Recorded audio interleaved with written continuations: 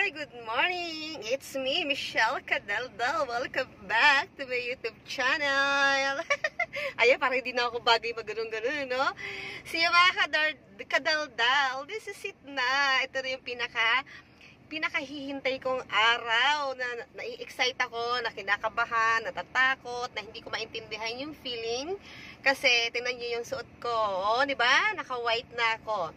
So alam niyo ba na ito na yung araw na i-install na kami ng mga nakaraang nag-formation last September for 8 weeks para sa commission readers dito sa simbahan. Kaya, ayan, ito na yung araw na itinakda, na i-install na kami, na magiging official na kami na readers sa simbahan.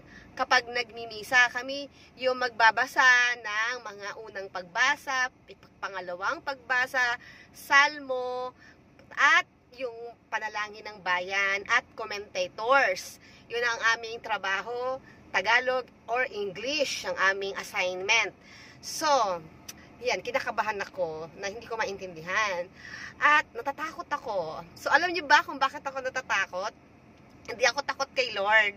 Kasi si Lord, alam niya from the start kung ano yung laman ng puso ko at kung ano yung gusto ko. Kaya nga ako, nakatawid ako sa training for 8 weeks. Kaya, ibig sabihin, na-approve ako ni Lord na okay, mag-go ako.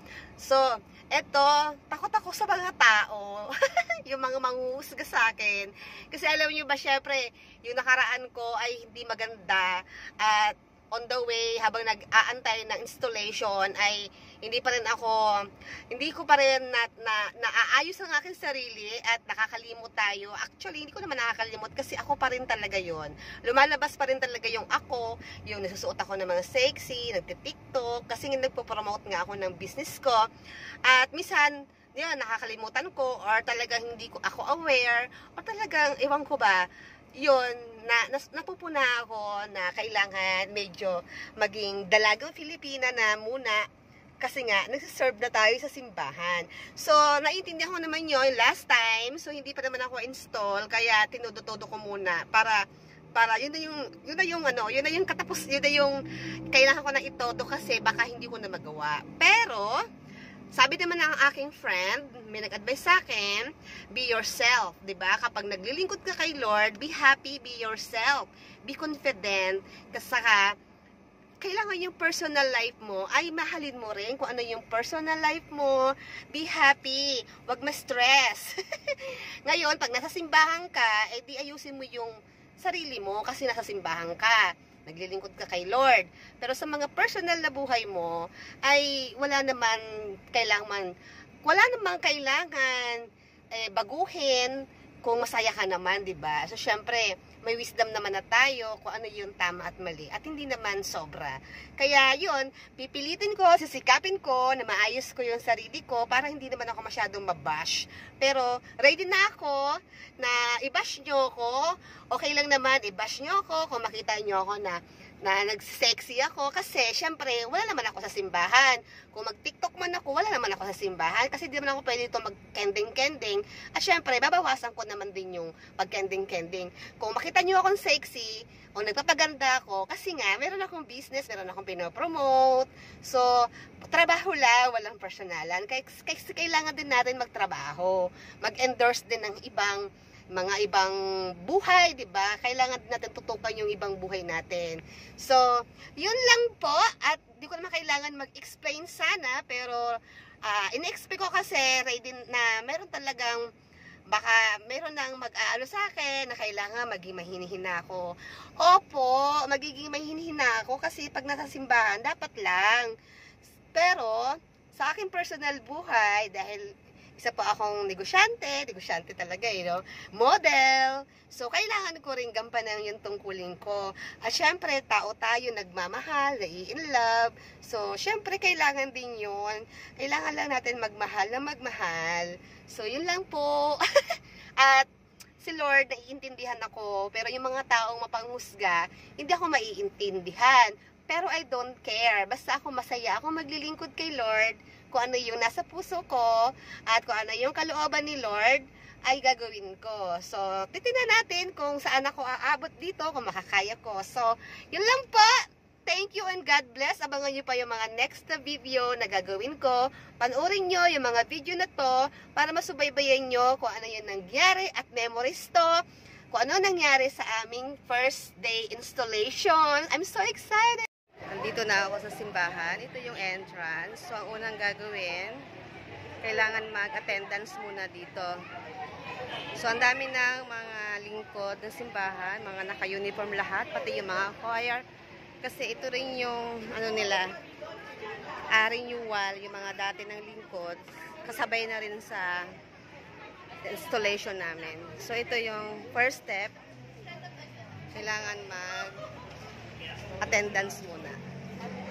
So, ayan. So, ang daming tao. Kasi 9 AM ang start namin. Recollection muna. So, ito yung loob ng simbahan. Si Mama Guada. Dito kami kay Mama Guada. So, ito. So, ayan yung mga lingkod ng simbahan. Mga naka-uniform na. Ayan. Ito yung mga lingkod, mga komre, lahat. Ang dami natin dito.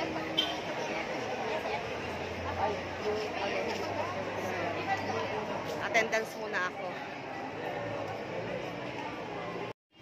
Magpapa-attendance na ako. Ito, sinabang mo pa, may pang-abala. Scott, tignan natin. Ayaw ko lang umaten sana. Attend kami, attend. Repeat up lang ako ng attendance. Umaya ka na yung bahay. So, ayan po. Good morning. Ayan si Sister Rosita. Teacher po siya. Kasama ko sa Congress. Ayan. So, dati ng Congress. So, nakaupo na muna kami dito for preparation. Ina-arrange pa yung mga dapat i-arrange. Ayan si Sister Rochi. na blanco pa ako. So, mag-start na. Upo lang kami dito. Hello po! Ayan, isa pang teacher. Nakasama ko sa Combre. Hi, ma'am. Hi ka muna sa vlog. Ayan, ma'am. Good morning. This is Cindy. Hello po. So, ito na yung pinaka-aantay namin na moment na finally magiging Combre na kami. Sana, lagi kami i-guide ni Lord na tama yung mga gagawin namin. At, ayun, mabuhay tayo ng kalooban ni Lord. O, di ba, ang bait ko na? Ay, bait ko na? Diyos ko po, sana talaga magampanan ko ang aming tungkulin. Ayan.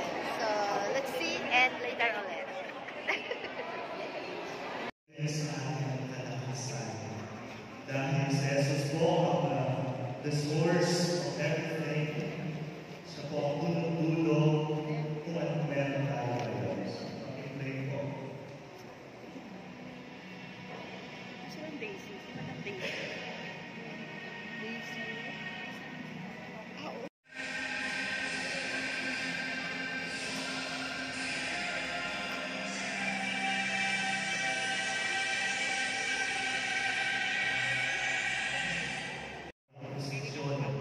Natutuwa ako ngayon.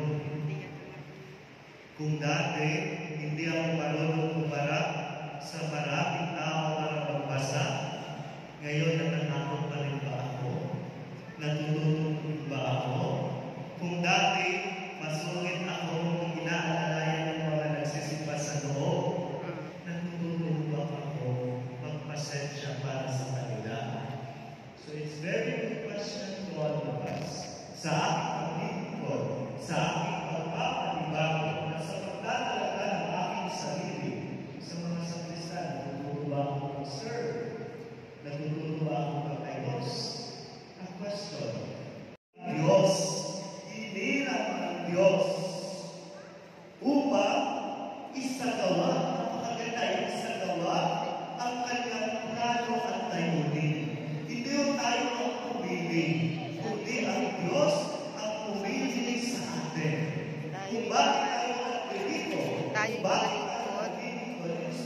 mga pinili ng Diyos na makatupad sa mga servant.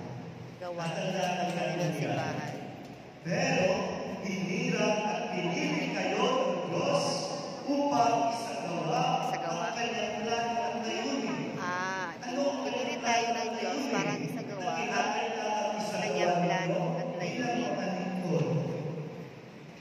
bilang mga lingkod. So, maswerte ang mawalan tayo na pinili tayo, pinili kayo, hinirang kayo ng Diyos upang isagawa ang kanyang plano at layunin. Ngunit ang tanong, ano ang plano at layunin ng Diyos na kinakailangan ninyo bilang mga lingkod? Pangalawa, ang mga lingkod ay ang tumutugon pag ng Diyos para sa espesyal na panawagan. Marami mo ang tinawag, pero kunti ang tumugon. Marami ang tinawag, pero kunti. Pero kunti ang tumugon, pero kunti ang merong total dedication. So, ayun nga, tapos na ang aming recollection. So, 11:45 na tapos ang pagtutalk ni Father.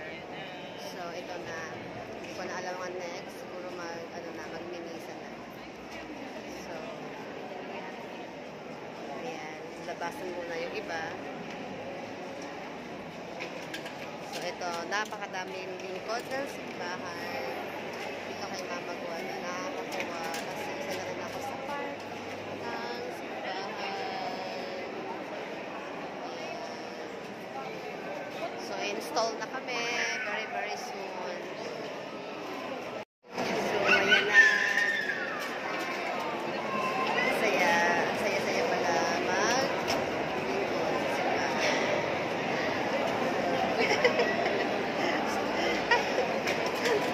Hello! Ayan, sister. Sister, Angie. Ayan. Antaya tayo ng misa. So, ito na. Mag-misa na. So, pagkatapos niya. Magsisimula na ang misa. So, ito yung entrance. May mga kandila. So, ito yung mga dating sakristan. Magsisimula na. So,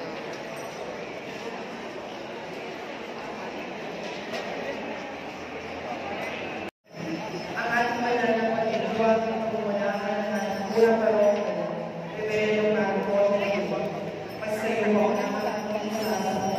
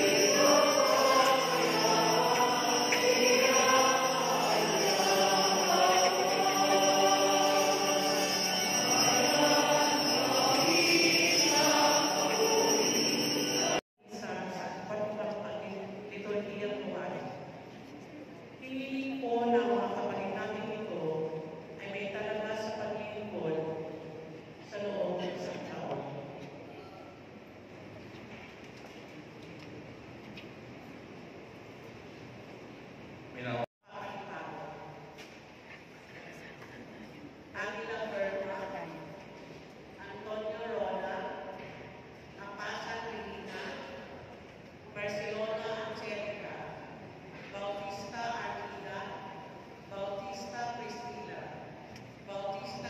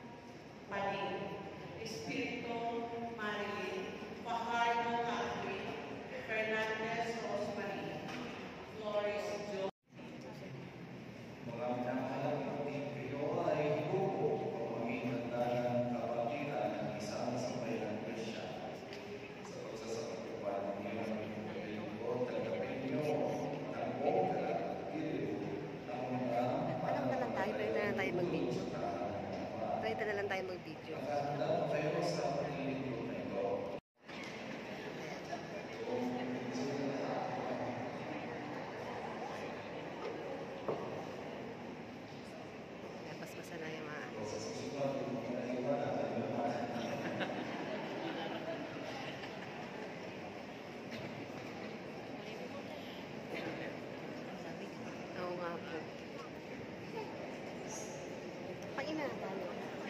Komre na ang susunod. So, ito na yung mga sakrista. Sa kanila. Susuot na yung mga damit nila.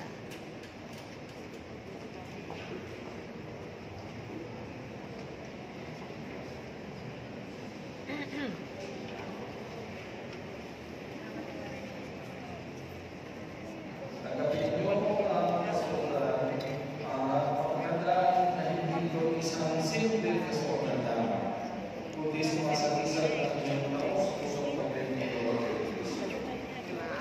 mga sakrista.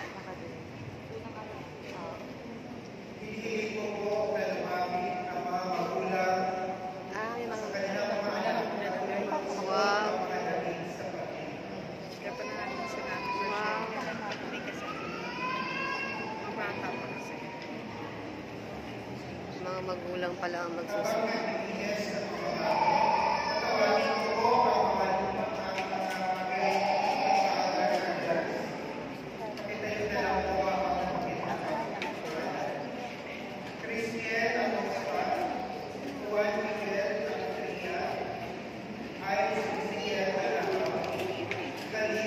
Yung mga sakristan, kasama yung mga parents. Yung parents na magsusuot ng damit. Social skills.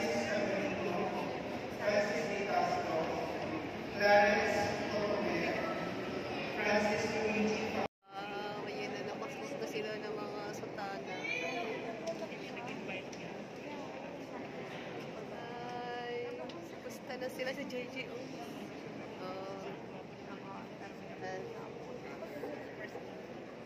Si First Honor, si JJ.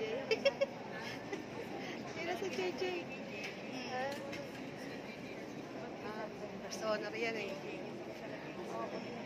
Kinikilabutan ako. Cross din na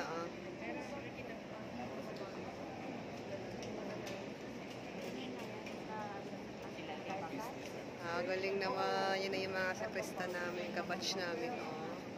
Kambalik dyan.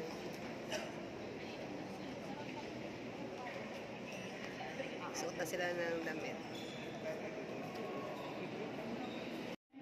Ito naman yung pinapaspasan, yung mga choir naman. Ang daming choirs.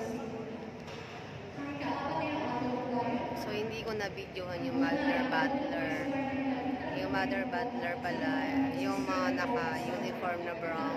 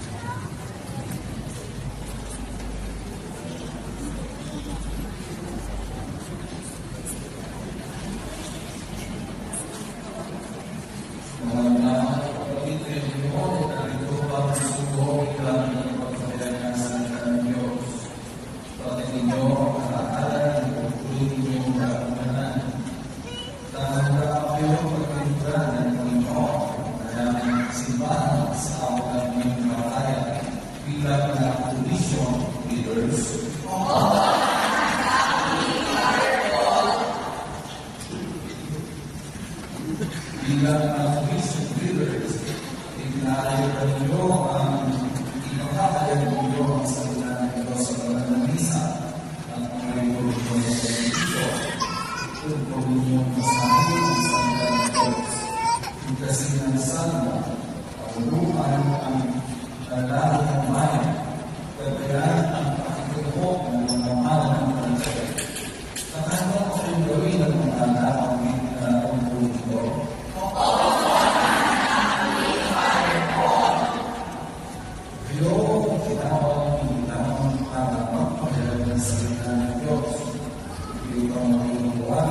Sa sambayan ng Panginoon, Tuhan.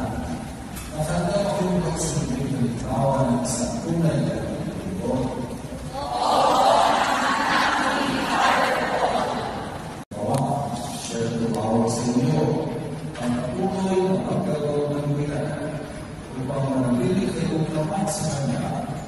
Itihil ngayon ang iyong pangalan ang pangako ng pagkakalimutan. Sabay-sabay.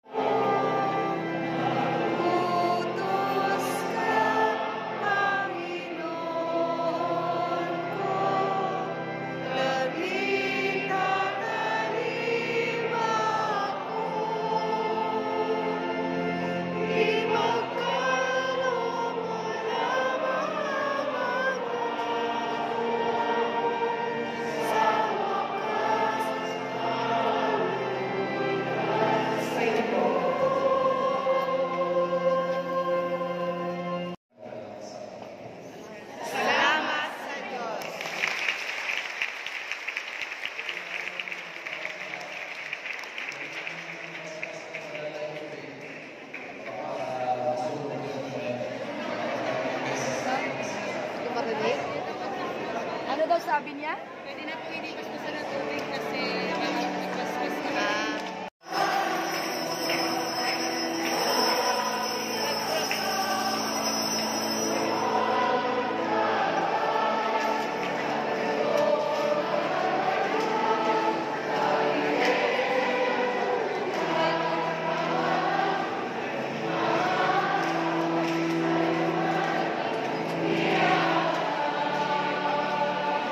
Kaya ang kainan na nagkakainan kami dito. Tapos na yung ano. Lipasan na ng gutom. Nalipasan na. Ayan, pagkain. Sa bagay, hindi pag hindi mo finish ngayon, hindi mo makakagilap yung kaya. May meeting po? May meeting doon? Sa kabila, May meeting pa. So, kakain na ulit. May meeting. Last. Hello. Hi. Nandito kami ngayon sa Marian Hall. Natapos lang kumain. Ito yung mga combo. Dito kami nag-training for mga So, may meeting. So, may meeting yung mga combo. So, attend muna ako.